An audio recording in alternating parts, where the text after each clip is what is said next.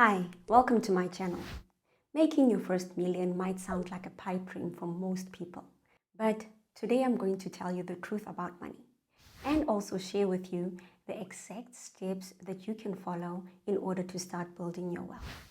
Apart from the get-rich-quick schemes that you often hear about on the internet, there's actually strategies and principles that you can follow in order to grow your wealth.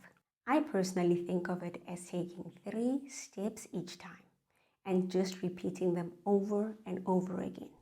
The first and most important step to take is to make money, followed by you should save or invest, and the third step is to manage your debt. Let's start with the first step. Financial advisors will often tell you that a small amount of money saved regularly over time will compound, and over time it will become a larger sum of money. But for me, the thing that always boggles me is how do you actually start when you actually don't have anything to save and make use of the compound interest? There's 2 basic ways to make money. First is to earn an income, and the next would be to have passive income. Now, earning an income means that you are either employed and you get a monthly salary for the services that you deliver. And then the second part, which would be passive income, means that you have assets that bring you in money. These assets can be like a real estate property that you rent out and you receive monthly rent from it, or something like buying shares and you receive dividends, or you can even create music and each time it plays, you can get paid royalties. That is passive income over time. You only have to set aside one-time investment into it and then it'll pay over time. When I was faced with the same decision of how to start making money back in 2013, I decided to actually go with the route of earning an income. I started working as an auditor for one of the big 4 firms in South Africa. This is a good example of the classical earn an income way of going about making money.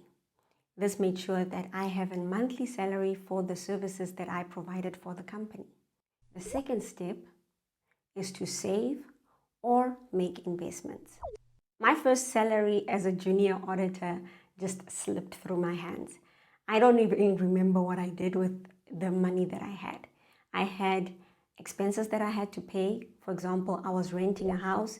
The house was empty, didn't have any furniture, so I had to buy furniture for at least 2 or 3 months every time. And I didn't have any other room left to save or anything like that. But if you think about it, the truth is, yes, the first and most important step is to actually make money. Earn money, whether you go about it by earning an income or having passive income. But the one thing that a lot of people miss is that even if you earn that money, if you spend it all, then you are not building wealth. There has to come a point where you have a bit of extra left in the money that you've earned to put aside in order to start building your wealth. So I set up a system that would help me save money every month without me even have to think about it. I only had to set up the system once and I'm still using it today. I'm going to share the system with you. First, I started tracking my expenses. I just looked back a month and saw how much I was spending on what I needed versus what I wanted. Back in 2013, that meant I had to download my last month's bank statement, go through all the things that I had bought and what I had spent my money on in order to come up with what I actually spent. So I had a look at my needs, things that I absolutely couldn't do without, such as paying my rent, because then I would be kicked out of the apartment that I was renting. And then I also looked at my wants, such as excessive shopping and eating out with my friends. With that in mind, I could see exactly what I was spending my money on. The second step was to actually look at all the fat and start trimming. After looking at my bank statement, I decided to start cutting off the wants drastically. But I didn't cut all of them off because I'm one person who believes that if you earn it, then you should enjoy it while you are still young to actually enjoy it. There's no point in only saving up and then not enjoying what you have worked for and maybe dying with regrets of not having done the things that you wanted. So I definitely did cut off, but not everything. I did leave some room for a comfortable life for myself. The third step that I took was to set up my savings and investment goals. I knew that by the end of 3 years of working as an auditor, I wanted to actually buy a house so that I would stop renting, because I knew how much I wanted to save up to put down as a deposit when I purchased my house.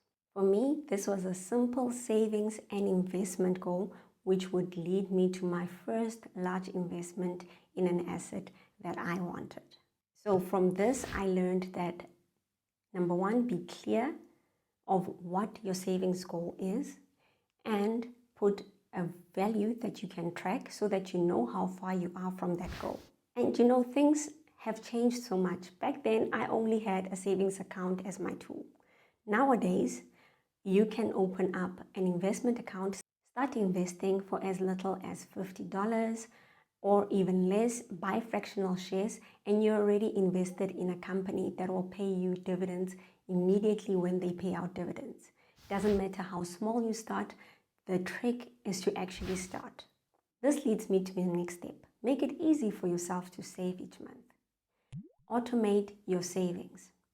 Even back then, it was easy for me to automate my savings because I chose a savings account that would take money directly out of my checking account and put it into savings.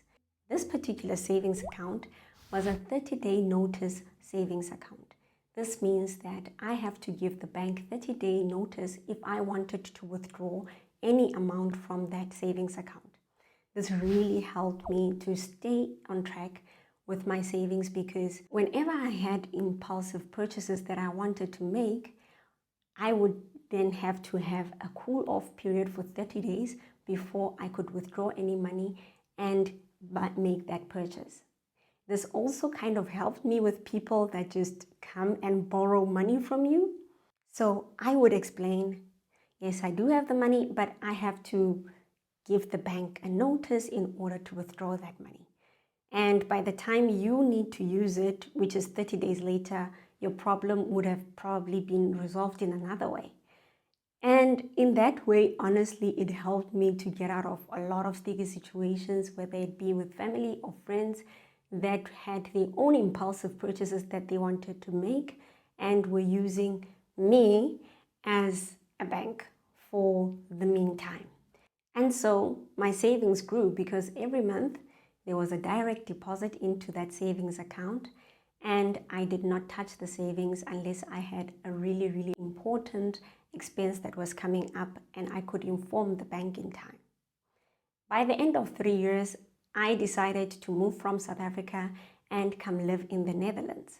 So I didn't end up buying that house. Instead, I ended up using the pot of cash that I had saved in order to settle in the Netherlands. The third most important step is to manage your debt, if you have any, or start building a good credit record. I opened up my first credit card back when I was still studying in university. Back then, I only could take out a credit card as a student, which meant that this limited my credit limit to about 200. And it's a very small credit limit, so there's not much that you can do with it. All I did was to top the credit card up with money whenever I needed to make purchases online or if I wanted to hire a car, which always needed a credit card. The small 200 credit facility helped me to build a good credit record and also helped me to start learning how to pay off my credit card each month without fail. Because if I didn't pay it off each month, then an interest would accrue on that credit card, and I definitely didn't want that. Eventually, when I needed to use my good credit record, it really, really came to help because it helped me preserve my wealth and also helped me to negotiate for better terms when I needed an even bigger loan. The first bigger loan that I got was to purchase my car. And I could negotiate using my good credit record in order to get better interest rates for the loan that I was taking out. And I bought my first car after a year of working as an auditor. At that point, I had managed to learn a lot about maintaining a good debt to income ratio. And this for me meant that I never missed a payment for all my debts, but also my debt payments still left me with enough room to make investment or savings and live a comfortable life. The thing is, even after learning these 3 simple steps in order to start building your wealth, you might still be struggling with the debt that you already have. Luckily, you can watch this video where I share simple steps that you can put into practice in order to start managing your debt. If you found any of the information that I shared on this video to be helpful, please subscribe to my channel and like the video. Don't forget to comment and share your practices that you have used from what you've learned today in this video. See you on the next video. Bye.